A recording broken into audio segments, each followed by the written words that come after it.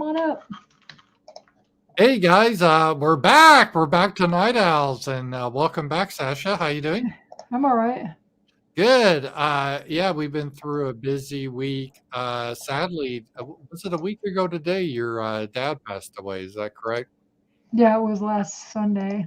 Yeah. So it was a very busy week, and Sasha was the only child of her father, so she had to take care of all the everything, Funeral. funeral, the state, everything. So it is the time. Well, the state's going to take a while to take care of. It's a Yeah, lot his of hoarding, and I'm a proud landowner now, though. you are. She inherited his land and his. It sounds more spectacular than it is in the sense you got like technically what 3 homes. Yeah, but they're all like pretty Yeah, run but down. a couple of them. I mean, they're really just one's a home, but the others are shacks. They're not really homes. Right. So So it, there's 2 shacks and a home, but the one home's kind of falling down too. yeah, so it was a lot of and the other home that is in really bad shape. So yeah. So but anyway, and there's a lot of stuff to clean up, and so it's been a busy time. So thank you guys. We do appreciate all your love and support. It's been real nice, and thank you for that. And I should be back on the usual schedule this week, and I think Sasha's going back to work, so we're just kind of getting back to normal a little bit as much as we can, so Hmm. that's kind of the plan right now. Yeah. And if you guys are new to the show, we're on YouTube and Rumble, so thank you all a lot, guys, to see you here, and make sure Rumble's going good. Yeah, hi Marcus P. Marcus P's always there, so thank Yeah, you, and my Marcus guy P. T's in there. He's cool too. Yeah, so we're on YouTube, and YouTube is getting really crazy with censorship, but our Sunday night show is kind of laid back. We don't really deal with a lot of heavy stuff, so I don't think that should be an issue. Right. I mean, and you could always just start doing this on Rumble if you're worried about it. I don't I care. could, yeah, but we never, excuse me, I got a yawn. We never get into that really controversial stuff here, so No, we could though. we could one day we could. But And let's see what I did get I was going to show people this because I showed them this on Twitter, but this is what else Sasha got. Let me just share the screen. Little doggy. oh, she's So cute. this was Sasha's dad's dog. And what happened? He just thought he was going to be away for a couple of 2 weeks. weeks. Yeah, 2 weeks, and he'd be back. So his country animals are different than suburban animals. He took care of them. He loved them, and he has a lot of acreage. And they just kind of ran on his property. They come in his house and ran outside, so it wasn't like leashes or anything like that. And so he kept the dog outside because it's like October, and he had Hmm. his neighbor or cousin That's my or cousin, his nephew. his nephew to come over a couple times a day and feed it outdoors, I believe, right? Right. Until And the then, weather got bad, and then he had to take the keys. And there's a cat too, and the cat's with me. yeah, And the cat was my cat before, and some jackass abandoned the cat because I'm pretty sure it's not feral. It's very friendly. And this was like 5, 6 years ago. It was like 2017, I guess 5 years ago. Somebody abandoned the cat. It kept getting outside, getting the shit kicked out of it, and it would be bloody and limping. And I was like, okay, I couldn't keep it in because it was already out. And so I tried to, keep it inside. And so I asked my dad because he lived in the country. I was just like, he didn't have a cat or he had one cat, but it's real old. And I said, could you want to take him? And he said, yeah. And of course, he loved the cat, and they get along fine. And it's a nice cat. But so I got my cat back now. So we got a cat and a dog. it's a little dog. And as I said here, the first owner died. That was That his was my brother. uncle, right? Yeah, his brother. And so your dad took the dog, and then he Right. died. So now we have it. I hope this isn't I hope the third time's the charm. I hope we Yeah. don't keel We were over kind of joking about that with my next door neighbor. Like he's like, "Oh, keep the dog away from me." the devil dog. Yeah, and I didn't know Sasha ran this as kind of a mutt, but she ran the breed, and the biggest part of this dog is a Belgium dog I never heard of. It's called a Skipperkie, and I never heard of it. It's like a little like sheepdog, or they were trained to get rats. They're pretty smart dogs, and so she's pretty good. We thought your dad always called it a he, but it's a she. Well, he called every dog he. Yeah. Like, because I used to get on to him like, if it's a girl dog, it's a her, because he'd call every dog or cat he or him.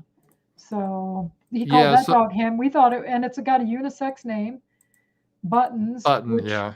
could be because Brandon had a dog named Buttons, and I think his dog was a girl actually. Now that I think about it. Yeah, it's I don't know how much the dog weighs. I'd guess around 12 pounds, 14 pounds maybe. It's not that big. I bet it weighs more than that because I had a cat that weighed 16 and he feels about as heavy as that cat. Yeah, okay, it's maybe 16 pounds. I could see that. It's not a toy, but he's stocky.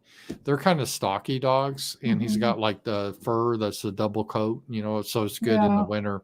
It's kind of got long hair, and Somebody wanted to know. Oh, I'm sorry. Go ahead. go ahead. No, go ahead. What they I want to know? somebody wanted to know how I ran the breed. I told Paul. I said I bet there's an app where you can like take a picture of the dog, and sure enough, I just Google searched it, found the app, and then I downloaded it on my phone, and that's how we ran it. And the first time I ran it, I didn't have a good picture of it, and she was like next to one of my stuffed leopard or my stuffed panther, and so her coat kind of ran with that, and so Rottweiler was like one of the dogs that it said she was like part Rottweiler, and then we ran it again, and I did like a video run of her, and then it said like she was that Schipperke or whatever.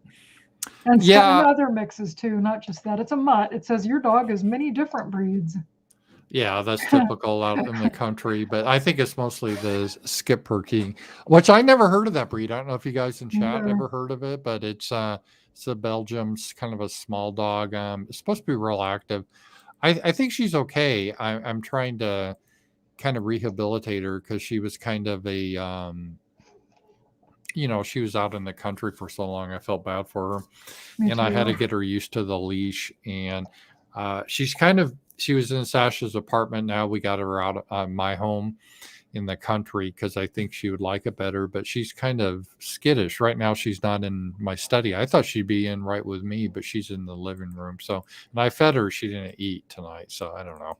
She's funny though. The cats were all getting riled up, hissing at each other, and she ran and then started barking, like breaking them up. Yeah, it's nice to have a dog around. I miss her though, because you've been here all week. She's been here all week, and it's just like sad now that she's gone. But I got the cats, so Buddy just kind of disappeared when the dog was here, and Sweetie, and now Buddy's like my best friend again. So that's good. At least Buddy's back. Yeah, we got a couple. Let me just go over. We got a tip. Louis Barrow 420. Me and Ramsey Paul are going to Detroit to find some use to help us our inner Ooga Booga. Remember that guy in New Orleans said Ooga Booga? Yeah. Does Sasha want to come with us? She should, because she needs a diversity in her that cut off. Let me see what Life. it is. Probably is what it said. Yeah.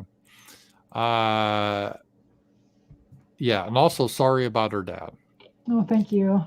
Yeah, there was no diversity at the funeral, that's for sure. No, the area, no diversity. It was very country funeral. It was a nice funeral. Sasha did a nice job organizing it, and I thought, well, the funeral people did most of it. I just got a few pictures. My cousin made these really pretty flowers. Yeah, but there's did the stuff eulogy. I did do the usual. And you did I think really this is good job. This is the first eulogy I've ever done, and it was a little hard because I've only known them for a few years. But it's hard, when you're like the kid, to have to do the eulogy because it's very emotional. And so yeah, you did good. You got people laughing, like you told stories that were funny. I joked I should have taken super chats or something during the eulogy. Did you make that? Did you talk about Mosca getting stung by all those yes, bees? Yes. A wasp, and my dad thought it was funny because you're talking about I had a wicked sense of humor. Yeah. Half the stories we were trying to think of him, I'm like that. He make him sound like kind of an asshole. He was a practical joker. Yeah. Yeah, he was. So I thought you did good. You had everybody kind of laughing. Yeah, that's good. You get telling people laughing stories. at a funeral. I guess that's something not every day. So, Yeah. but no, I thought it was really good. And then your cousin, she sang, and I thought she had a real pretty voice, kind of the country voice, and it was really nice. And it, went well. I'm glad we weren't going to do the open coffin, but we decided to do the open casket, and it wasn't that bad, really. Yeah, I think a lot of people wanted to see him though, so it's probably best that I just went ahead and opened it. Yeah, It's like Mosca said, it's for closure, I guess. I think so. I really do think so, and so that was good. Oh, and I want to thank because we kind of got behind, and we didn't have last week, but this came from. Let me see here. I got to take my glasses off. It came from Jay. I won't say. I think it's a Christmas card. Jim, I think it is, and I won't say his last name, but it's here we go. So it's kind of funny. Let me see if I can get this. Yeah, here we go. And he sent a nice donation, so thank you. And that was nice. And he was from where is he from? Florida. Remember. Florida. So thank you on that. And then Michael D, he always sends us these nice postcards from Spain. So thank you, Michael D. And he's a Joe Belgian. Biden's depends. Didn't he send you something? Yeah, he did. He sent me this letter here, and he sent a donation. So thank you, Joe Biden depends. It's really great to get the. We love getting mail, and thank you so much on that. And if you want to write to us, if you look in the description, it should have our Info. post office It box does. in there. So just take it there. In fact, let me just bring that up here because sometimes I always. It's at Paul Ramsey, P.O. Box 8093, Fayetteville, Arkansas 72703. So have you ever been to Detroit? Yeah, I have actually. I've been to the airport. No, I mean besides the airport. No.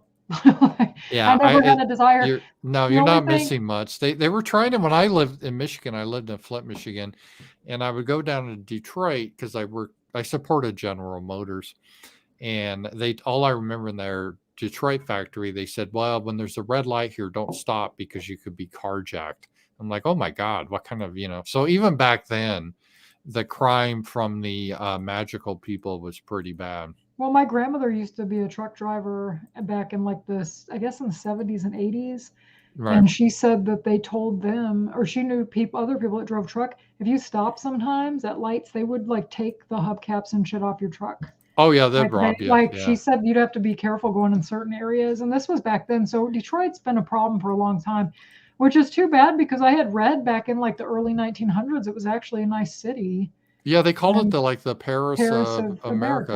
Yeah. And then what happened is because the auto industry got big and a lot of the blacks from the South migrated to the North. Not just blacks. In fact, we read that book, Hillbilly Elegy, and a lot of people from the South migrated to the North. Well, your family did. Mm-hmm. They were from the South. They went to the North for a little bit. And you were in Rockford, Illinois. Your dad was, for an example. Right. Then he went back to Arkansas. But a lot of blacks did too. So Detroit, they got a lot of black neighborhoods because blacks moved up to Detroit. And then in the 60s, they had the race riots and forced integration in schools. And there was a white flight, and most of the whites left Detroit then. And they never recover from that. Once the white people leave, you don't recover the city. So the only thing I'd ever wanted to do in Detroit, and I'm not even sure if this got built, they were building a RoboCop statue. Really? Like the Rocky statue, like in Pennsylvania and Philly. I saw the Rocky statue. It was pretty cool, but they were supposed to be doing a RoboCop one. And I don't know, but then I heard that it got stopped. But I mean, that'd be one of those things. Maybe if I was at the airport, maybe it was near the airport, I would get a cab or something and go look at it. But if it was in some shit area, I wouldn't. I just look at a picture of it online, but I don't know if it ever got built. Right. I have seen, I think it was Joe Louis statue in Detroit. It's like a big fist. I think that's the name of it. He was a fighter. Where was it at? In downtown Detroit, it's a statue. Let me just show you.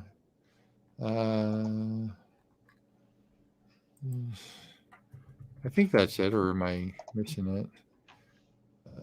Yeah, Joe Lewis says, let me show you the statue. I think it's kind of a ugly thing. Here, let me show you to the crowd if you guys have seen it. It's bringing back memories because when I lived there in the 80s, it was still a really bad city and they were trying to rehabilitate it. And of course, they had a black mayor and it was very corrupt. But here's this big fish. You see this? Yeah, it's ugly. Yeah. And Joe Lewis, it's a statue. And they also, after I left, they got gambling. So there are casinos in Detroit now. And they were trying to revitalize it. And when I was there, they had a Greek town. And it was an area they were trying to, what do they call it? Gentrify is the name of it. When you get some white people in, they're trying to do that with a lot of security. But even then it was dangerous. Oh, R. Kaler, thank you. My deepest condolences to you, Sasha. Better days and happier times for both of you. God bless. Well, thank you very much. So yeah, we got a lot of, Sasha got a lot of love. Both of us did really, but Sasha, you did, from people wishing you well. So thank you all. And in our funeral, we were proud, Dave and his wife. I don't say his wife's name just, because I don't want to dox anyone, but a lovely couple. And they came up from Fort Smith to the funeral and we met them. They watched our show. And yeah, we really hung out with them quite a bit. Yeah, they're cool. like a really good friends. So we're happy they came up. We're supposed to go horseback riding with them on my birthday. Yeah, they didn't even know anything about your dad. Never met him. I mean, so it was nice that they attended the funeral. It was. So that was good. But yeah, getting back to Detroit, years ago they used to have like various sections of the town, like at Hamtramck, I think it was Polish. They had these different ethnic neighborhoods. That used to be a more common thing back in the day, where you have like the Greek area, the Italian area, the Polish neighborhoods. I think that would have been cool to have. But then once the blacks rioted, they all moved out. And so you don't have those neighborhoods so much anymore. I think Philadelphia used to be that way too. Well, they still have like Chinatown and stuff. Like when you still got some, but yeah, I think a lot of those are going away. They had a really cool place in Philadelphia when I was there. And it's like this big area where you can get any kind of food from any country. Mm-hmm. It's really neat. Like I can't remember what it was called, but you just go in. If you want Chinese food, they have it. If you want a hamburger, they have it. It was some kind of market. It's really neat. I mean, I know it's kind of like run down now too, but I did enjoy going there. Mm-hmm. It was just kind of cold when I went. Like it had potential if they just clean it up. That's the problem with a lot of these cities. Would be nice if they just like throw criminals in jail and fix your roads up and things like that. You could have nice cities again. Yeah, if you arrest, you have to deal with the criminals. Because when I was in New York in the late 90s, it was nice. Like they said it was the safest big city in the world. And now I've heard that it's shit again, that it's like crime's bad again, and it's not, they clean it up and they let it go to shit again. I don't know. I haven't been there. That's just what I've heard. Yeah. Ever since it's got worse since George Floyd, because they decided for racial equity not to arrest African Americans for crimes, and so now it's getting really, really bad in a lot of cities. So yeah, that's not a good thing. But yeah, you can't have criminals run free, otherwise no one wants to go down to an area. Yeah. Sorry, I'm yelling at the cats. They're about to get in a fight. Oh, I thought you were yelling at me. I missed something like, hey, I missed the power chatters, rants, or something. Nobody wants to mess with poor old Sweetie, and he's just sitting over there. Poor little guy. He wants to sit in the chair, not on top of the washing machine, and Buddy doesn't like that. He wants to sit in the chair, I guess, or he just wants to mess with Sweetie. But right. So it looks like the RoboCop statue actually might be getting built, or It's already basically built. They're saying like it might actually see the light of day this year. So I remember cool. Detroit always had a reputation, even when I went there in the 80s, as being a real dangerous place. And so it hasn't changed. I mean, everyone knows, the same issues. Right. And so yeah, I think it's just getting worse now because they're not enforcing the law. And that's going to get, I think, a lot worse. So people need to move away from that environment. I think that's the only answer right now. And that's just my opinion. Hey, Robert. Thank you, Robert. Thank you for your, he gave a power chat session. And Robert said, for Rams and Sasha, Little Rock was deemed the third most deadly city in America. Give me the goods on Little Rock and its people. Detroit was number 2 on the list. Sasha, why is Little Rock so dangerous? The same reason Detroit is. Well, it's weird because one's Northerners and Southerners, so I wonder what it is. I wonder what the common denominator of it is. I don't know. And Little Rock's, once again, a place that would be nice if it wasn't for the crime. Yeah. Like, they have a decent zoo. I've been there a few times. Like, they had the Charles Schultz, they had an exhibit for him at the Bill Clinton Museum, and I went to that.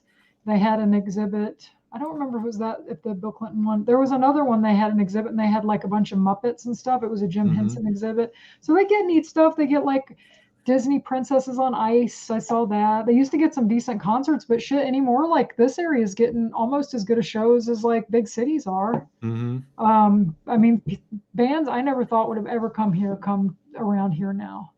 Like, you used to have to drive to Dallas to see some of these bands, and now you don't. And that's one thing, like, I used to complain about when I first moved here, because I like to go to shows. And my friend was like, well, give it time and we'll start getting those shows here. And that's kind of what happened. The population got big, and then we started getting concerts. And the only thing we need a zoo. We don't have a zoo yet, but that maybe happen in the future if this area keeps growing. I just saw this stat. Steven Saylor tweeted that among 15 to 24-year-old males in 2020, African Americans are 30 times more likely than a white man to be in a gun crime, do a gun crime. 30 times more likely. Yeah, I believe that. So it's we don't really have a gun problem. There's another problem, and so it's that way any city. I mean, I was in Flint, Michigan. It was a dangerous city. The same reason. North Tulsa.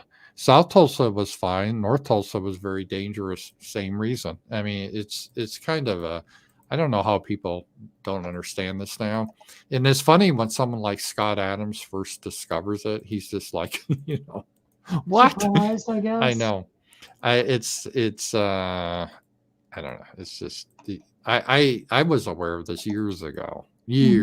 So I'm not surprised. I'm surprised that some people are still surprised about this. So, well, people that live around it know about it. Like, I work with people that are from Louisiana. They know all about it. My dad, he said he didn't know about it till he was like older, and then he moved up north and had to work around it, and that's when he learned about it. Because your dad was raised in basically an all white area, especially when he was a kid. Right. It was it was probably 100% white where he grew up. Well, he lived in Idaho and Washington too, and he did like work with like Mexican kids and stuff because they're migrant workers, but he wasn't around like magical people really. And then when he had to start working around them, then he changed his tune on a lot of that stuff. Yeah, because he said he was all for MLK and all that shit like in the 60s until he actually learned the truth, and then he wasn't anymore. Yeah, experience as a teacher that way. It's kind of funny because the prejudice, how they say prejudice to prejudge, it's actually the SJWs or liberals that engage in that. They prejudge without actually being around it.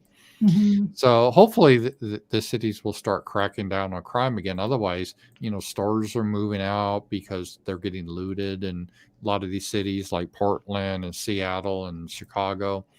I don't know. I just wouldn't want to be in one of those cities at this point. So it's just getting bad, I guess. It is. You got a rant and you got a super chat at the same time. Wow, thank you. We'll do the rant. Oh, $10. Thank you. I like this. And I hope this dog works out. What does that have to do about what does that have to do with the super chat or the rant? Well, I don't know why he's not in my study, Sasha. He used to always hang around me. He's acting kind of weird here. Maybe he needs a break from you. He needs probably does. She. We keep calling her he. It's a she. Sincere condolences and hug for Sasha, and hopefully a fun question. What cartoon to live adaptation is the best? I like Popeye, but I can't think of another. I like the cartoon Popeye. Oh, and thanks for the condolences. I didn't like the movie though. I'm trying to think what is a good cartoon. I didn't care. I didn't see Scooby-Doo because I didn't think it looked very good. Howard the Duck was a comic book, and I'm trying to think. I'll have to think about that. Oh, I guess the Ninja Turtles, the first one. I like that. Okay. As far as I can think of one, that's the only one I can really think of that I really like. Oh, Casper, I really liked. So I'd say one of those. I didn't like the movie Popeye back in the 80s. Was that when it came out? Yeah, it came out and had Robin Williams Robin and Williams. I thought it was a even horrible movie. even though Shelley Duvall is like the perfect Mhm. olive oil, or she She was. is. Yeah. KMAX, thank you, KMAX. Out of all the liberal cities in America, do you consider some nicer than the others? How do you compare Boston to Portland to Seattle to or Los Angeles? Do they have other good traits? Well, KMAX, I can just do my experience. I have personally visited Boston for work. I went to a convention there. I like Boston a lot. Portland, I've been there for work too. And when I was there, and see, I was there, we're 20 years ago. So that when I went to a lot of these cities, it's been 20 years. So maybe it's got worse, but Boston was pretty neat. The demographics are better in Boston than some like Baltimore. Portland, I was there. I really like Portland and Seattle are kind of the same, except Portland's kind of a mini Seattle. They kind of used to joke about it. Seattle was like the big city in Portland, more of like a Fayetteville, Sasha. Mhm. And even back at 20 years ago, I think it was, or it was Mars. I was there in the 90s when the grunge was a big scene then.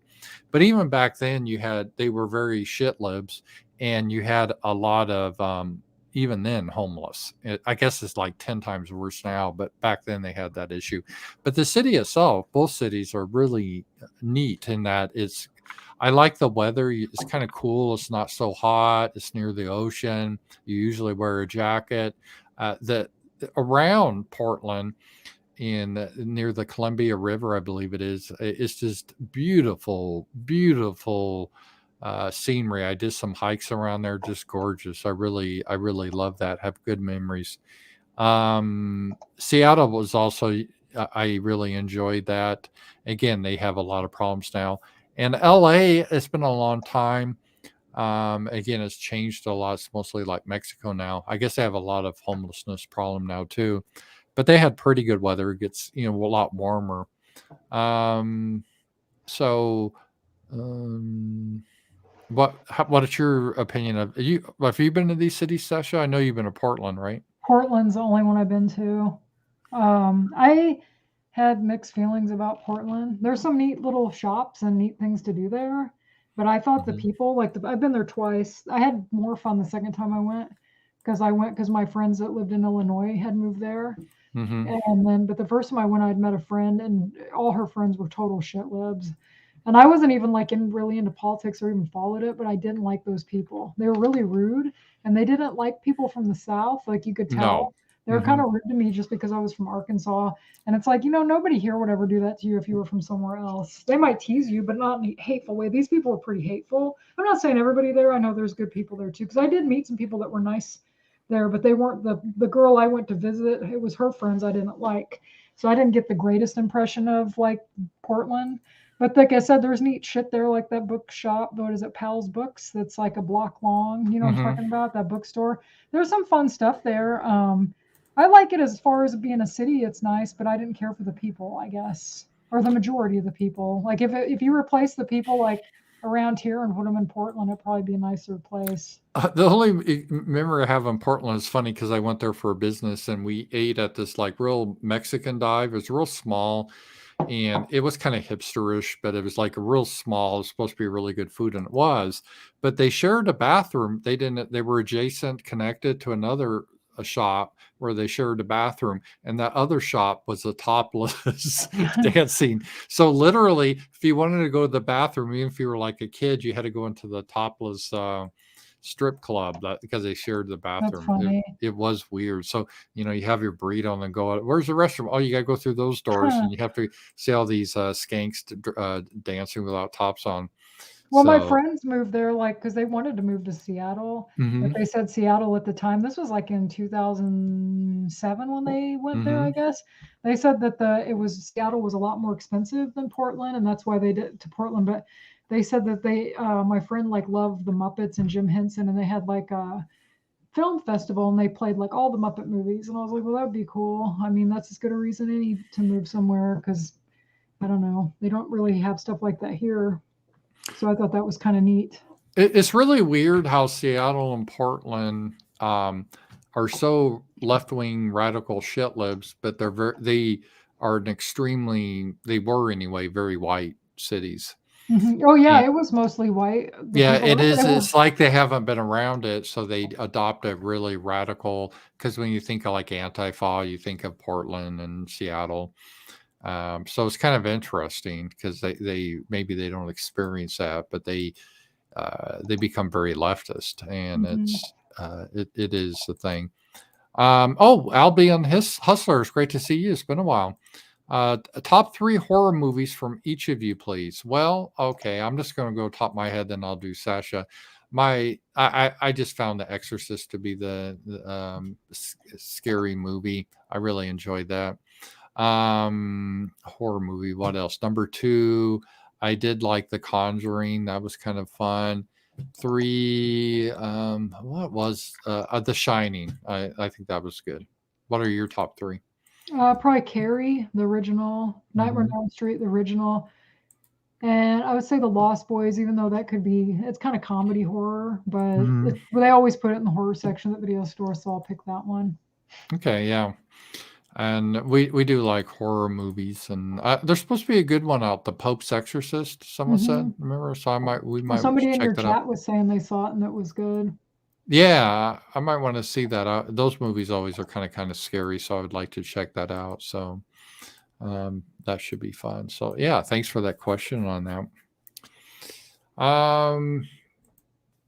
So that was kind of the. Let me see what else I got a couple old other chats beforehand, and some of these I might do tomorrow.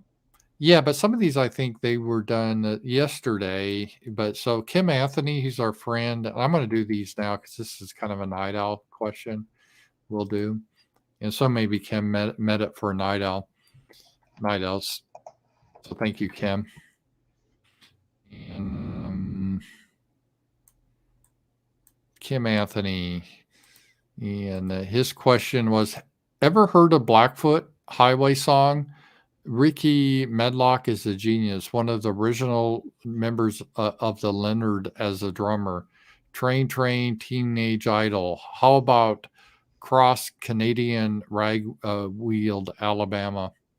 Have you heard of Blackfoot? Well, maybe that sounds familiar, but I have not heard any of their music as far as I know. I heard that band name. It does ring a bell too, but I'm not. It's a southern rock band. I know that. So they're saying their drummer is an American Southern from Jacksonville, Florida, formed in 1970. Well, that's I think kind of where Leonard Skinner was formed too. So it's kind of interesting. Or down in that area, northern Florida. I'll have to check them out, Kim. Thank you. I really don't know. We got another one. Sundowner, formerly Cho. So this was yesterday. Someone donated. So that's the nice thing about power chats is that you can do it even when we're not live, and some people do it that way. So we appreciate that. And let's see here. This is thank you, $10. We really do appreciate this. Hi, Ramps from Australia. Oh, good. Binary Agenda is another one of our people we like. He was on here earlier. He was in the chat earlier. Yeah, cool. Yeah. From Australia, watching your previous week's broadcast on a Saturday morning. Thank you. Do you think society is breaking down in the U.S. more rapidly now? We're a bit more insulated in Australia because of our lack of scholars. Yeah. I think in certain areas it's breaking down pretty quick, but I wouldn't say the majority of America it's where these Soros district attorneys were elected and decided for racial equity not to throw certain people in jail. And once they understand they're not going to be thrown into jail for looting, it's a green light for them to loot. And then the stores have to pull out. So They do in some areas, but it's not like universal. We don't see it here in Arkansas. But in some areas like Portland, Seattle, and Chicago, I think it is starting to break down. What's your opinion on that, Sasha? I mean, I don't know. If you look at the news, it seems like it, but then like here, things seem okay. Maybe it just depends, like you said, on where you live. Yeah, because we just got a tip from Anonymous. Tip $20. Thank you, Anonymous. Wow, that's generous. And he didn't give this was on Stream Elements. He didn't give Sasha a question or comment, just wanted a tip. So thank you so much. Yeah, because in Arkansas, if you started a loot, they're going to still arrest you and put you in jail. Right. And I think people know that. So I think it's just specific areas where they realize that is happening. Yeah, that is the case. Well, even in Fayetteville, you'll go to jail. And Fayetteville's kind of a shit lib place too, but it's not as bad. It could be worse, but we're surrounded. Well, this is like an example. Kind of why I like it. Yeah, like here's this, and this just came out. A 6-month-old baby was killed by reckless teenagers, and I can guess what that they meant by teenagers, who stole a car in Chicago. The Soros-backed, and again, this is a DA, it's not a conspiracy theory, funded by Soros. I don't know why they allow this, Sasha, foreign money to try to undermine America. I don't understand. Because they're in on it. Yeah. They're getting paid by these people, that's why. So it's only a misdemeanor. Misdemeanor's like a failing. Yeah, it's like failing to stop at a stop sign. So these guys, they stole a car, they were reckless, and they killed a baby. If I did that, we're facing murder charges. But so that's manslaughter left. So they wrecked the car, it looks like. Yeah, and they killed the baby. That's a cute baby. That's sad. Yeah, I know. It's horrible. Yeah, but they should go to prison forever. They should never get out of prison. I know. I'm getting kind of tired of hearing about people stealing and shit too. Like the house that my dad left me, like we've already had people break into it. I know. And they know who did it. And they don't care. They don't do shit. And my cousin's like, you need to get like deer cameras. And I was like, what for? Like you guys had cameras, you got pictures of the people, and they don't do a damn thing. So it's just like they don't care. If it's their shit, oh yeah, they'll go to jail. If it's my shit, no, they don't. You know, and you know how scary that would be? What if somebody was in there and they didn't know?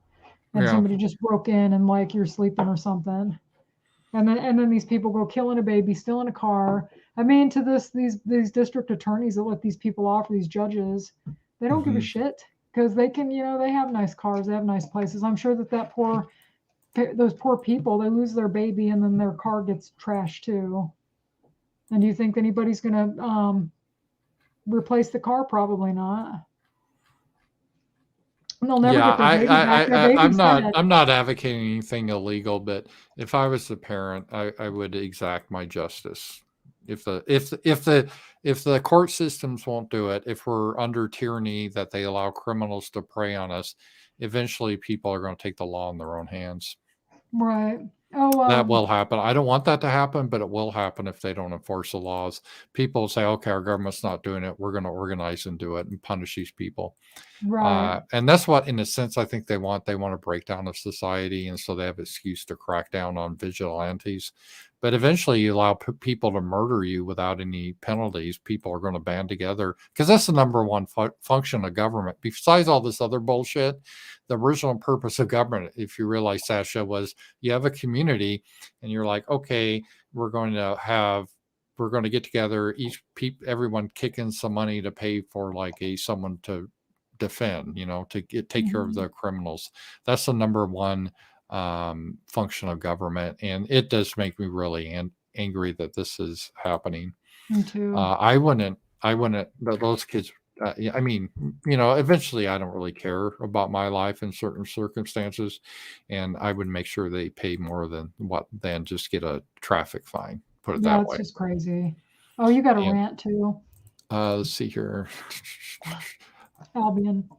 Oh, great. Yeah, I think I got I got another power chat too. Let's do the power chat first, Johnny, then I'll go to the, okay. Johnny, $10. Thank you. Right. Johnny, what are your top 2 or 3 top stand-up comedians. I bet George Carlin is up there in Ram's list. Yeah, I always thought he was brilliant. I I think loved he's him. funny. I also looked up Victoria Jackson, the #1 conservative in the history of Saturday Night Live. I'm not familiar with her. I am. Mosca loves her. She's the blonde. You know, you don't like Weird Al, but she was in UHF. Oh, She was an really? actress. She was pretty. She was blonde. She was funny back in the day. And then I think she got into like, I don't know if she got into religion too. I don't remember. They used to make fun of her though. Like, I don't know. It was like back in the maybe early 2000s or whatever. Like she made the news and stuff. Like probably because she's conservative. You know, they don't like conservative people in Hollywood. Right. If you looked her up, you might know her. She was in some movies back in the 80s and 90s too. What are your top comedians? Did you do yours? Is the top two or three stand-up comedians. I like Bob Newhart. He had a understated humor that was kind of nice. He had a good cop. He's still alive. He's in his 90s. Oh, is he?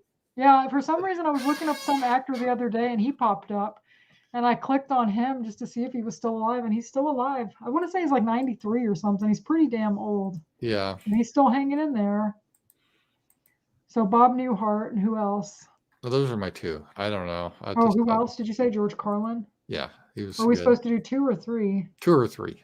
I like George Carlin, and I like Sam Kinison, and I like Bill Burr.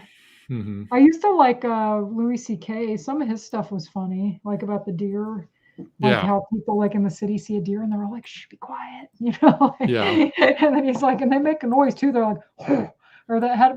What's the noise they make? It's like a spitting kind of noise. It is a horrible noise. Yes. Yeah. But that was funny, and I liked some of Bill Burr's stuff too. Yeah. And I liked Eddie Murphy's Raw and Delirious. I thought were really funny. I love Raw. Like the jokes about Michael Jackson crack me up. Alabama Hustler, this is a rant. Thank you. Spring is here. Anything particular you two would be planning? Fruit, flowers, trees? It'll probably be another year before we do this, just because we say this all the time, but with Sasha's dad and everything, and so much stuff. And honestly, Sasha and a lot of us are going to be involved in trying to clean up her dad's property. That's going to be a big chore. Yeah. So this spring is going to be cleaning up her property, because her dad was I guess the nice way to call it is a collector, but kind of a hoarder. He just bought tons of stuff. I mean, for example, he bought a tractor, and I'm like, why does he have a tractor? Was he a farmer? It's like, no, he just wanted to buy a tractor. So there's a tractor. He wanted a tractor like his whole life. When I was a kid, I would say, "What do you want for Christmas?" And he would say, "A tractor." And I'm like, "Yeah, I can afford that with like the $10 I have." So because he liked to go to auctions. And as a kid, he liked to go to, we went to auctions then too, but we liked to go to Goodwills and Salvation Armies. Like he was really into buying junk. And I loved it when I was a kid, because we used to have this, I don't know if it was Goodwill, it was in Rockford, and it was across the street from the Salvation Army, but it was just junk everywhere. And you could just fill up a cart and it'd be like $4. And I remember my aunt got a Charlie's Angels metal lunchbox there. And me and my dad would just go in there, and anything you want would go in that cart, and it was always fun. That's kind of what we did for fun when I was a kid. We'd go buy junk. And then when I moved out, it got worse. And then because the town he lived in had an auction for a while, so he would buy more junk. And but then like my cousin said, if like he had like a lawnmower or something and it broke, or anything, if it broke, instead of just like fixing it, if it's one little thing, you just buy another one. So he ended up with like 5, and he wouldn't throw them away. So there's so many now. Like he's probably got a dozen chainsaws, but only a couple work. He does. He has a shed full of tools and stuff. Yeah. And so it's just. And how many cars did you inherit? 11. So 11 cars. How many run? At least one. The van runs. I think there's a couple that run. Well, that Lincoln is pretty nice. You get that fixed up. It's low mileage. Yeah, that was his sister's, and she died, and he had to buy it because her asshole kids like there was all this drama with them. He was supposed to get it, and he had to buy it at the auction. My aunt's stuff was auctioned off, and he bought it, and it's only got like he told me it only has like 66,000 miles on it. But some jackoff went in the yard and stole the catalytic converter, so it needs a catalytic converter. So Yeah. there's that, but there's like cool van in there because my aunt didn't have legs. So she had 2 vans with wheelchair lifts. And I guess one of them doesn't run, the other one does run. And there's some that just need little things, like one thing needs an alternator. And my cousin, for some reason, he can remember like all the stuff it needs. He's like, that one needs an alternator, that one needs spark plugs, you know.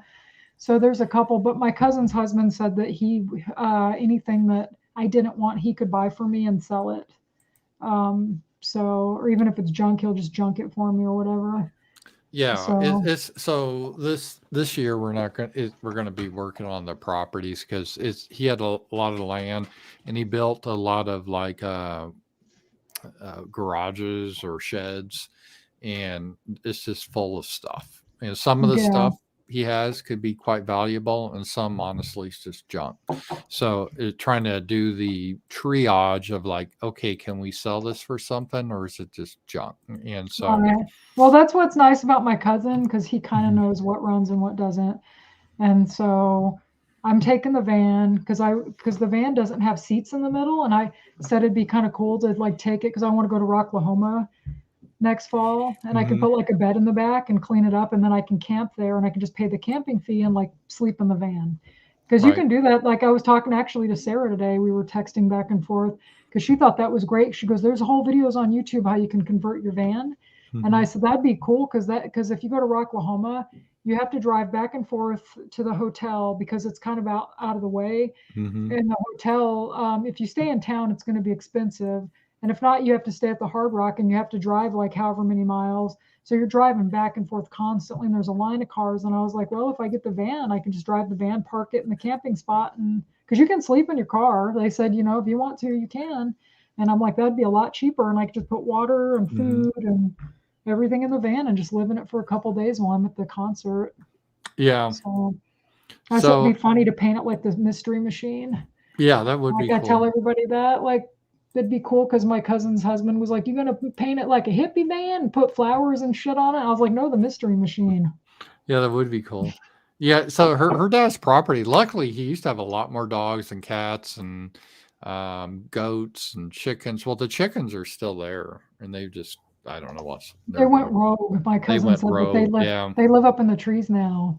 because you got to understand, he was away from his house for literally 6 months 7 months 7 almost. months. Yeah, and so it was, and he has like cousins or nephews to take care of it somewhat, but not really. So it's very rural Arkansas, and it's I don't know. It's kind of hard to explain. If you live in the suburbs, you want to understand, but it's Yeah, just it's it's kind of I don't know what to say. Primitive. I don't know what to say. It's just it's the country. it's a country. It's yeah. Because you don't So know shit about the country. You never lived in the country till recently. I know, I do now though, so I'm learning, so every once in a while, I'm a little bit shocked, but I'm Mhm. still learning how this is, so Well, he used to have goats, and he mhm, sold those a few years ago. And thank God, because if not, I'd have a goat problem on my hands because he had like 5 or 6. He had between 5 and 10 goats at one time, and he got too sick, I guess, to take care of them. So he sold the goats. And oh, that was another thing we never told. We've talked about my aunt's bull, and we heard some sad news at the visitation from a couple of my uncles, I guess because you guys watched the show, have heard us talk about my aunt's obsession with this bull that was her pet and everything. She went down to Louisiana with the bull, and I guess like she was on like she's kind of close to city limits, and somehow the bull kept getting in the city limits, and she was getting tickets, and so this guy offered to take it.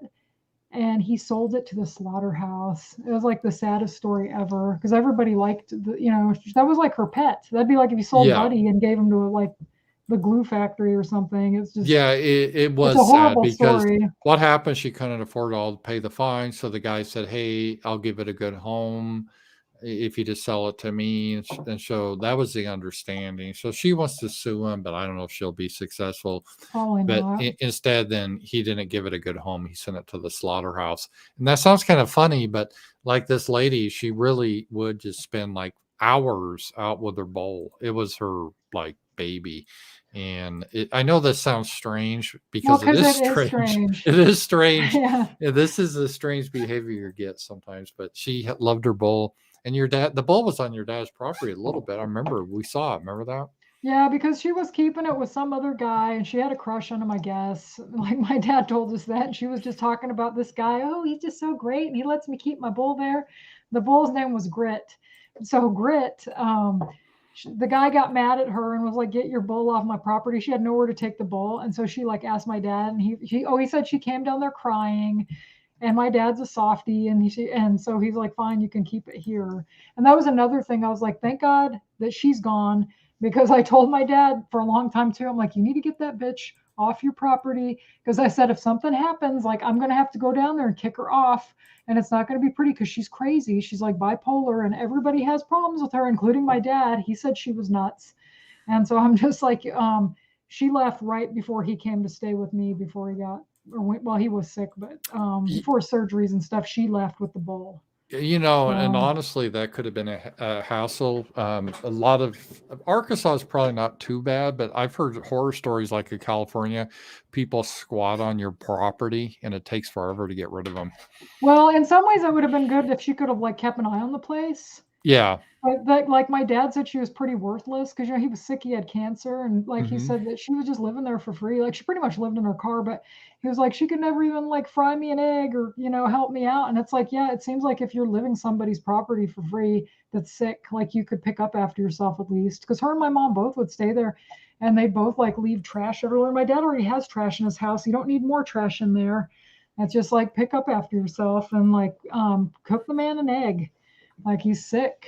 But I don't know. I'm just glad she's gone. But I feel bad for her that she lost her bull, because I'd be like, buddy, get off the table.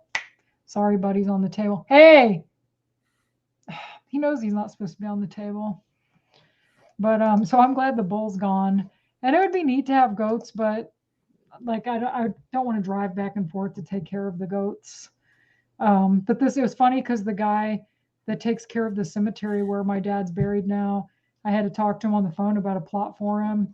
And he's like, oh, I knew your mom and dad both. And he said he used to party with my mom, and he knew my dad. And he said the last time I went over there, your dad had those goats. And he told me to come in and have a cup of coffee. And he said I had to shoo like 5 goats out of the way to get a seat.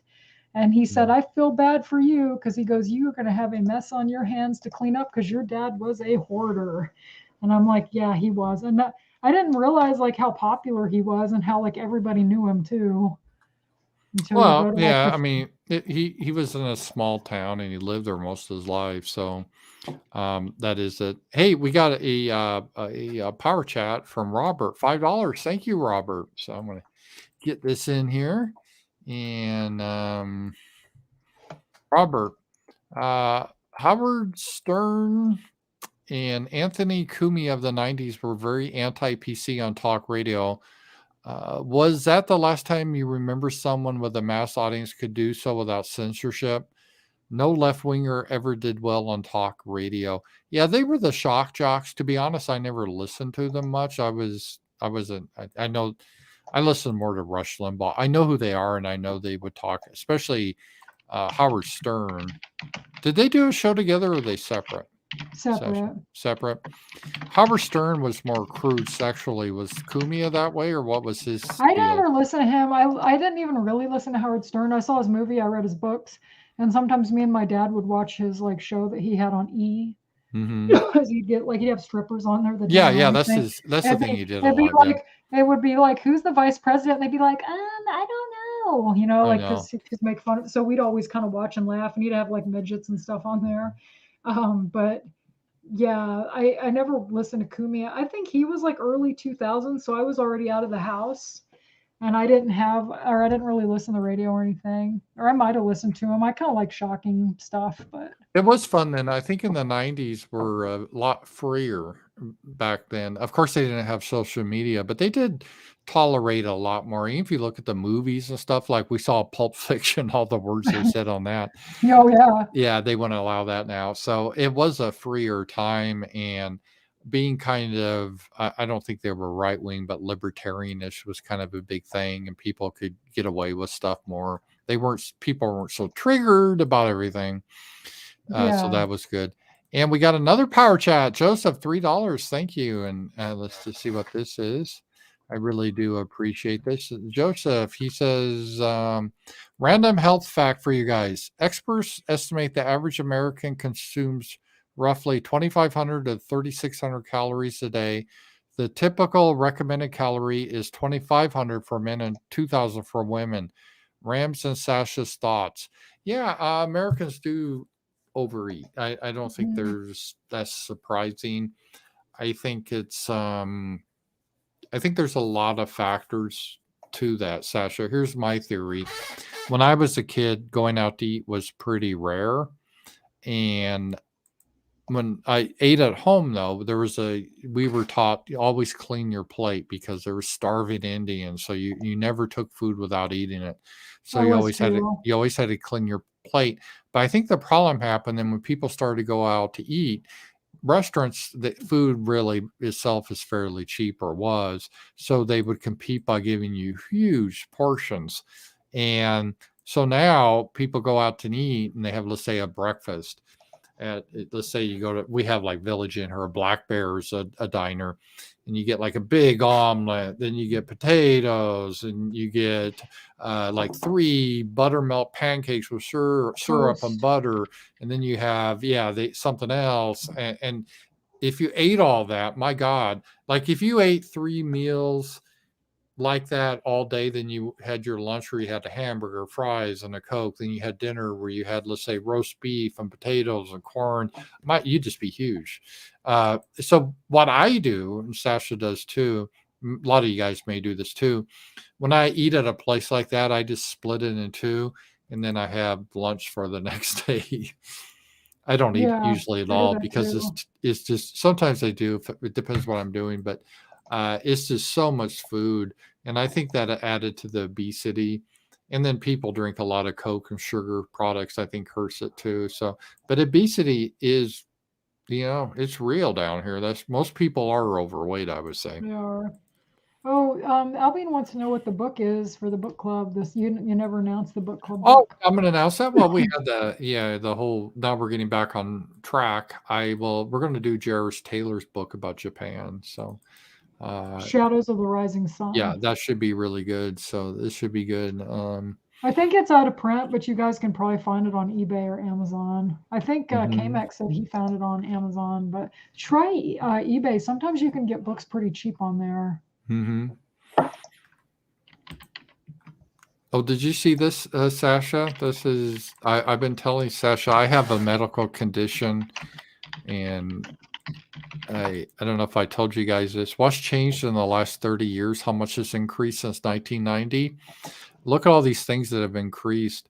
And look at this here, the one I have, chronic fatigue syndrome. It's up 11,000% since 1990. Wow. 11,000% increase. And my chronic fatigue syndrome tends to flare up when someone wants to meet, they have to move, or, hey, you want me to help clear this lawn? I bet my CFS will kick in. Probably. And it kicks in, so that's it. I just think what changed in the last 30 years is I think a lot of this stuff, they just didn't diagnose them, like suck it up. You know what I mean? Yeah. We talked about that about autism. It is such a broad category where sometimes autism means what we used to call mentally retarded, everywhere from autism to be just means you're quirky. And well, I was talking to Sarah about that, and she said a lot of the people that are autistic, I think, are just people that were nerds like 20, 30 years ago. Right. So I probably would have been diagnosed with Asperger's or something, or, I think it's way overdone, because our friend that we know that's a brilliant astrophysicist, he was diagnosed on the spectrum. He's brilliant. He's a little weird. But what I mean by this is that I think they use this term too broadly. They probably do. And let's see here. Alzheimer's. Well, I think Alzheimer's, the problem is they used to just call that being senile, and now they call it Alzheimer's. So I think it's a difference, right? Mm-hmm. Oh, do you hear? I just saw today that Democrats, because Biden's not doing well mentally, they're not going to do debates this year for How the are they not going Democrats. to have debates then? They said he's mentally not up for Well, then debates. he So. shouldn't be president. Is that an embarrassing Oh, am I going to get situation your right now? channel in trouble for saying that? No, Are we but he supposed shouldn't to be president. pretend? No, he shouldn't. Oh, if anybody wants that book right now, it's on eBay. You can bid on it for $1. Mm-hmm. $4.35 for shipping. So that's probably the cheapest copy you'll Oh, find. lupus was popular. A lot of women get lupus. I don't know why that is. I had a friend and her girlfriend had lupus in it. She died from it and she was like my age. Mm-hmm. Depression, is that like a real disease? I mean, come on. Is that just, I don't know. I mean, I think some people have And problems with it. ADHD, that used to be called being a boy, right? So, Yeah, well, somebody told me recently I had ADHD. I yeah. remember I was talking to somebody about it. Well, you have some obsessive compulsive traits, but so do I. So, a big deal, you know? Yeah, yours is you can never like do anything spur of the moment. Like you couldn't just be like, if I was like, hey, come, let's go do something tonight, you'd always be like, no, I can't because I have this list of stuff. And you write the weather down. That's the craziest thing I've ever seen somebody do. It's just like you write the weather. This is what a nerd Paul is. He was doing this chart on his computer. I'm like, what are you doing? And it's like this like chart, and it's like the weather every day. And it's like, and I was like, why do you do that? I had to keep track of the weather. And I'm like, why? It's like, I don't know anybody that does that. That's just bizarre. It's something I do. Then I look back, I can detect patterns. I like it. See, I like to keep track of the weather. I have a chart. It was in Excel. Now it's in Google Sheets. And I keep track of it every day. Yeah. So that's what I do. And it helps me. So is Steven Crowder really gay? That's what people in the chat were saying. He does like to dress up like a girl an awful lot. I don't know. He never struck me as the most like manly man. Maybe he is. Yeah. I'll probably get people mad at me for saying that. I don't dislike Yeah. Steven Crowder. I don't think about him one way or another. I always thought he had good guests on his show years ago, but then he'd get somebody on there like Thomas Sowell. Like I didn't see that one, but Brandon told me Thomas Sowell's on there. He let him talk, he said, for like 2 minutes. And he interrupts a lot when he gets interviews. I think you're a good interviewer. You'll have somebody on for an hour and you interview them and you let them speak. But Crowder has them on 5 minutes and he interrupts nonstop. And it's just like, if you're going to have a big name on, shut the hell up, let them speak. I always let people speak. I understand it though, because it's easier. I prefer to be interviewed than me interview someone else. Interviewing someone else, it depends how good they are as a host. Some people are really good hosts and they know not to ramble. They know to keep on the point. They know not to just give one word answers, but at the same time, not ramble. And some people have a hard time and you almost have to jump in because they, ramble or so you hate to be rude to cut them off, but you understand it's getting boring. Who was it? David Duke would always he ramble, does that, and he had JF interviewed him or something. Yeah, I think it was JF, and he needed to go, and he just kept talking. I think, or maybe it was Mark Collette. I don't remember. This is a long time ago. It was on one of their shows, and he just wouldn't stop talking, and you could tell they were kind of irritated because they're like, "Dude, we need to go." Oh, you have a rant, by the way. Keeping you on top of those rants. I don't know how many times like I'll watch your show and I'll look up and there'll be a rant and you'll miss it. Well, I need once I get production staff, they can deal this for me. Yeah. And you're this is Rojas. Thank you, Rojas. In honor of passing the 24th anniversary of Columbine, I declare Rams the Columbine survivor. I can't believe it's been 24 years. That's crazy. I was out of high school when that happened. Yeah, I was driving to lunch from work on Wadsworth to Wendy's, actually. And I saw these police cars race by me, and that was Columbine happening. So my parents just live, well, you've been at my parents' house. They just live a couple miles from Columbine High School. Yeah, you drove me over there. Yep. I wanted to see it because I've watched like documentaries and stuff. Yeah, they kind of tear down the library and then they rebuilt it, so you can't go in there and find like blood stains. That'd be cool. Of course, but you still know people got killed in there. Well, they redid it. You know what I mean? It's not the same library, yeah. But it still took place where those people died. Right. They can put new floors down all they want, but there was dead people in that area. Right. Yeah. No, that's true, but it's new, redone. So yeah. Right. Looks different. So yeah, I am a Columbine survivor. I guess you could say I am. So that was in 99. Was that when that happened? I Or think what so. did I you say? remember, and what Rowhouse is referring to, because did you know, to be a Holocaust survivor, all they counted that as, because I always thought that meant, oh, you're in a concentration camp about being Me ready to too. kill, and somehow miraculously you lived, which many did somehow. But that's not how they define it. They just mean if you were a Jew that lived in Europe during that time, you're a survivor. So it's kind Right. of, oh, That's come kind on, of ridiculous, and that means like anybody could be a survivor of anything then. Well, yeah, I'm a survivor of tornadoes in Oklahoma then, because there's You are. tornadoes that happen in Oklahoma when I lived there, and Well, I'm I a remember we survivor. were there one time and like the sirens went off and we were eating, remember that? And the lady Yeah, gave the check like real quick yeah, because they we're gave like, the oh, check in we're gonna case. go down and we're gonna go down with a tornado here, pay before like everything's Yeah, destroyed. literally, that was weird. Yeah, so yeah, we're tornado survivors, I guess you could say. So they do. It's yeah, it's kind of, yeah. I could say more about that, but I won't. So, but yeah, thank you for that rant. So, Sasha, it's been a good show. It's good to be back into this. Okay, are you ready to close then? I Oh think wait, so. you got a rant Oh, another rant. from Sasha, Albion. top 3 rock bands you want to see live? That's a good question, Albion. So, top 3 Hmm, rock bands you want to see live? let me think about it. Well, I'd I'm going like to change this too. I'm going to say now what you wouldn't like to see. And if you could just magically get bands in their prime, who would you see? Okay. And this or is bands that are magic. dead, bands that are dead now. Yeah, they could be dead. So let's just, so do his first, but do the next one. Mine is if you Okay. could magically get them out of history and watch them. Okay, Which so 3? I'll do the ones that are alive now because I've seen a Yes. lot of the bands I want to see already. Mhm, So I'd like to see Korn. mhm. I would like to see. God, who else would I like to see? Shit. Well, I'm gonna go see some bands hopefully in the fall. Well, I'm I trying to think. know, Oh, Depeche Mode. I would like to see. well, and Um, obviously, and Steve Winwood, you've mentioned that. no, I don't think so. God, this is kind of tough because I'm trying to think.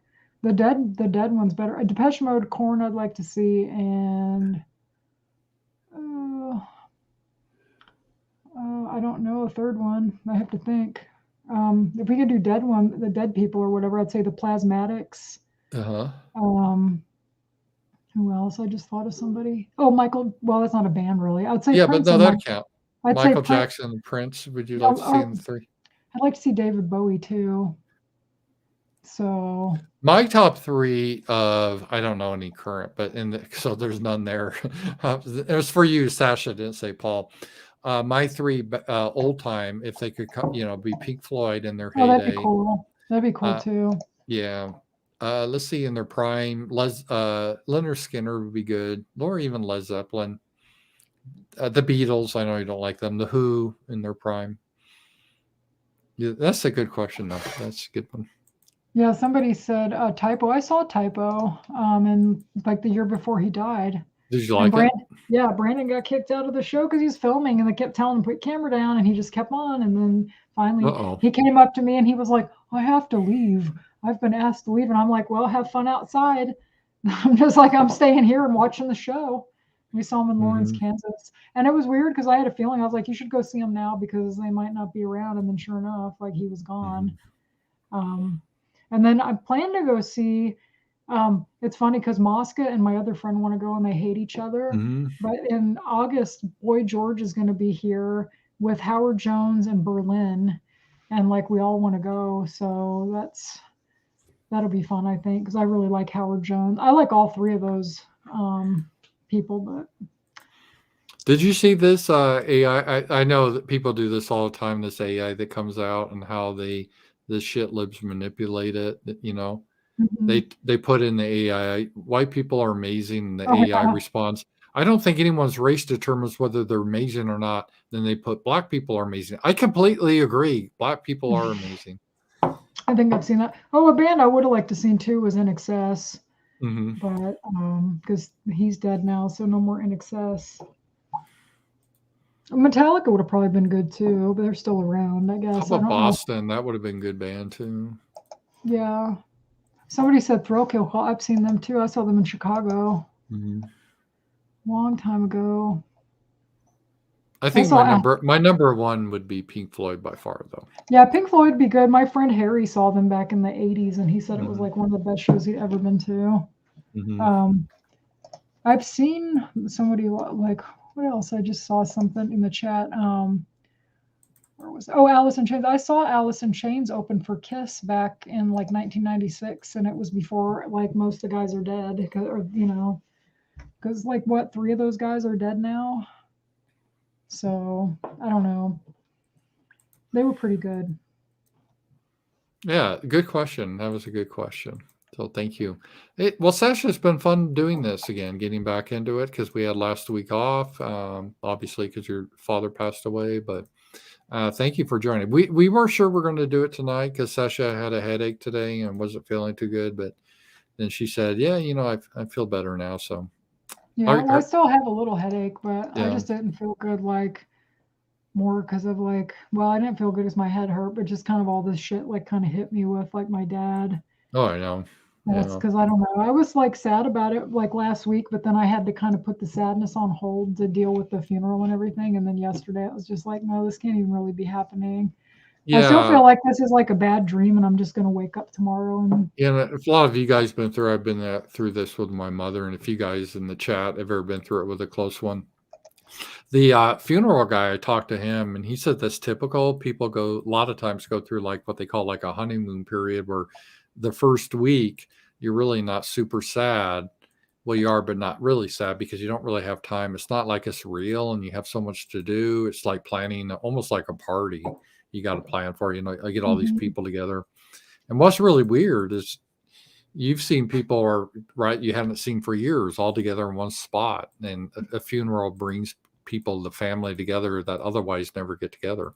Well, I saw my mom and my brother, I haven't seen him since like 2007. So Yeah, it's been a long ass time. And we're going to hang out and he's supposed to come to my birthday party and everything. So it's kind of nice to talk to him again. reconnect. Yeah, so It is. I think funerals they're really for the living, not the dead, but it's a way to understand your mortality, that you will die one day, and the importance of enjoying life and not holding grudges or getting over things because life is short, and Yeah, I think it kind of um you met someone, I won't say who, but he said he had issues with that. But then when he turned 50, he said the day of his birthday, he kind of looked at life different. Like, I'm just going to give up a lot of my grudges and stuff. And I thought that was kind of interesting. yeah, well, I mean, it's like my mom and dad. My dad like hated my mom for years, and he never talked bad about her or anything when I was a kid. He never really talked about her at all. Hmm. And it's funny because when he died, I had his box with all his papers and stuff in it, and I had to Hmm. go through it. And there's like letters that my mom wrote him when I was like a baby. And Hmm. man, what a like nut. Like I felt bad for my dad having to deal with that shit, but she kept on Hmm. like, you're gonna poison her against me and all this shit. And it's just like, well, first of all, you chose to let him keep me. Like she could have kept me in him. Thank God. It was funny because my brother said right in front of her, he said, "You're lucky your dad raised you and not her mom." Like right in front of my mom, and she's so out of it. I don't know if she heard him or what, but my dad never did that. Like she kept thinking Hmm. like he was talking shit about her to me and all this. He never did that, like ever. And it wasn't until like I got older that I talked shit about her when I actually met her. And my dad was the one that almost was like with me, like you need to. We didn't tell me like get over it, but it was kind of like, well, she's had it kind of rough too, and I don't want to stay mad at people. And when she could like needed a place to stay for like a couple days or whatever, like he let her stay there. And then my brother told me like right in front of her, and my sister told me the story too in the past, but like she basically stole a bunch of coins and shit from him and took the kids and just left. And but I mean, it's like the fact she did all that stuff to him and like really, screwed him over. Like he was pretty nice about forgiving her. And so it's just like I figured if he can like get over it, I should get over it too. And I felt bad because he's one of 9 kids and there's only one left. And he came to the funeral and he just actually got over cancer, which is good. He's in remission, but I felt bad for him because he's like, yeah, I'm next. And it's kind of Hmm. sad to know you're the last one left and to lose all your siblings. I know it was rough on my dad losing all of his like brothers, and because I didn't realize how close they really were till I started reading those letters and stuff.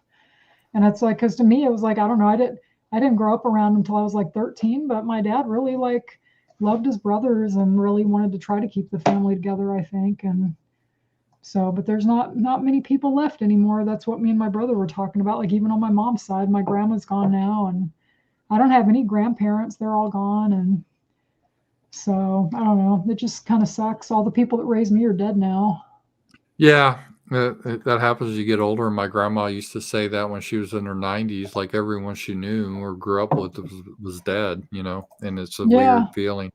And that does happen. And so, it's interesting, though, that your dad kept those letters. That probably signifies something. yeah, it does. Well, he might have been keeping them to show the court or Oh, something. that's true. Yeah. That's what I was thinking. Because she was like threatening him constantly, like, if you don't do this, I'll come get Sasha. And it's just like, Mhm. I'm so glad that never happened. I know my aunt told me once that he was always scared that would happen. Uh-huh. And it's just like, if you're just trying to get me out of spite, like that's what I almost like thought from those letters. That's kind of what it sounded like. But it was nice to hear my brother say, like, when I was born, him and my sister both really wanted to see me. They were excited to see their little sister, and that like they never got to see me, and they were both sad about it. And I thought, oh, they actually wanted like a little sister, because it sounded like when they were kids they fought all the time and stuff.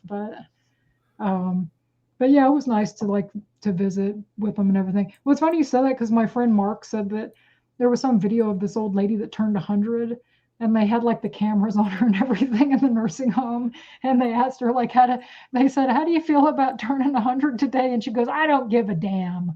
Like you think Yeah. most people, they're like, I made it to 100, but you think like, man, all your friends and family are probably dead, and you're in some shitty nursing home. It's just like, I don't know. It's kind of like when my dad was real sick at the end, and I felt horrible for him. But he was talking about how he was starving to death because they wouldn't feed him. And I said, "Well, Dad, they can't feed you because you can't swallow."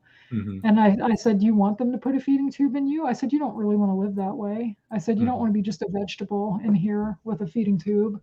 And Hmm. it's like he knew what I meant. And it's like my cousin told him, she goes, "If you need to go, just go.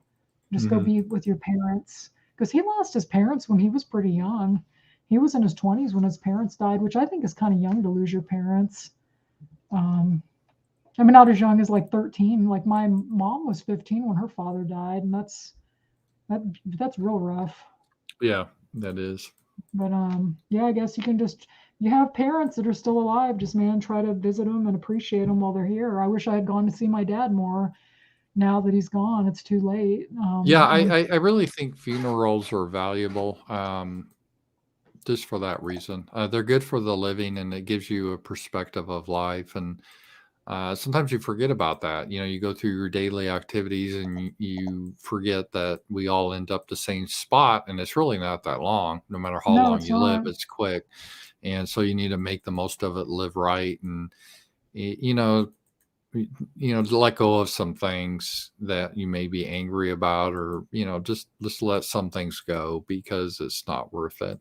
No, it's And I, not. I think a funeral kind of brings that home. So there's a lot of good that comes out of a funeral, really. So I'm glad I went. And so it was nice. I mean, I don't know if you ever say a funeral's nice, but it was classy, and it wasn't super fancy, but it was heartfelt, and we got a lot of your family together, and the friends, the community. And Sasha was fun laughing because I said there's this one guy there that was. I said, man, he looks like he's out of Central Casting of Green Acres or Yeah, something. he was cool though. He's the guy that I saved my like him. dad. No, Like, no, there's I nothing liked him wrong with him. too. But he's got like the overalls, the straw hat, the big gray beard. I mean, it's just what you would expect, cliche, but Well, nobody like there was pretentious or anything, that's for sure. no, not at Like that's all. kind of what I liked about it. Like people were nice, and for the most part, I was irritated at some of my family asking me for shit before like my dad was even buried. That Yeah. really pissed me off. Well, I don't yeah, even that mind to happens give too. I Yeah. don't mind to give people stuff, but it's just like I'm not going to be one of those people like, no, it's all for me. Like I gave my cousins some stuff that's pretty valuable because they helped me with my dad. Some of Hmm. these other leeches, they never came to visit him in the hospital. They never came to visit him when he was live. Hmm. And the one that was asking me for stuff, like her daughter's getting married next month. Guess who wasn't invited to the wedding? Like, guess who's never invited to any of this stuff? And it's like, oh, but you want stuff from me though. And I'm like grieving, and you can't, Yeah, I mean, like that this is pissed me off. this is a etiquette rule of thumb, guys. When at a funeral is not the time to ask people for stuff. You know what I No, mean? it's not. You I wait till it's mean, there over. is a time for that, but at a funeral is not the time. Hey, can we get the tracker? Hey, could I get the lawnmower? That's not the Right. time for that. But some people they don't. They're pretty tacky, Yeah, unfortunately. that pissed me off. Yeah, But other than that is rude to that's strange behavior people would, but it is, when you get in these situations, you get all types of people and they act different ways. And some people are really, good and classy, and some are unfortunately like that. So yeah. that's how it is. So And I know if my dad was alive, he'd be like, "Don't give it to her." like he'd probably tell me just keep it, I know. because he was just like, "Don't let them take advantage of you." Yeah. Because that's what they'll try to do. And it's just like, I know they all think I'm stupid. And it's like, I can't look the price of things up on eBay or on the internet because Hmm. I know how to use the internet. I've been selling my own hoard of junk for like 20 years. So you can Yeah. look these things up and find out how much they are. But yeah, it was better than my aunt's, because when my aunt died, we had to do graveside service because of COVID. They wouldn't even let us have a funeral. So I'm glad we didn't have to just do graveside because it was actually kind of cold Yeah. yesterday morning. We had a cold front come through yesterday and it was in the 40s or 50s. So it was kind of cold. So, Right. But yeah, I think I was just kind of in denial the whole time too. Like I knew he was dying, but in my mind, I thought this can't like happen. This can't happen. And then it finally did. And it was like, oh my God, like he's gone. yeah, And it it just it even sucks. even if you know it's coming, it's still kind of a shock. I mean, it was a real shock for my mom because even though she'd been ill a long time, it wasn't expected to happen so quick. So it Well, does even, happen. I mean, with him though, I mean, we didn't know. It seemed like it happened kind of quick too. Yeah, I I mean, mean, he could have. We knew they gave him like a 2 month, you know, to live max. So we knew it could happen, but we just don't know exactly when. right. I don't know. It just still hurts, but Yeah, I know. I guess you just have All to right, try to get over it. But I don't know all how you right. do Should we that. wrap up? I guess. Yeah, I guess so. You want to go? Yeah, I want to set up for tomorrow and get ready, and I have to do my prep and all that. So, All right. and I got to walk the dog, get that dog out. So, All right. all right. Well, I'll talk to you guys later, guys. Thank you for joining us again for Night Owls. We had a great time. It's good to be back, and we will see you next week. Talk to you All guys right. later. Bye Bye. bye.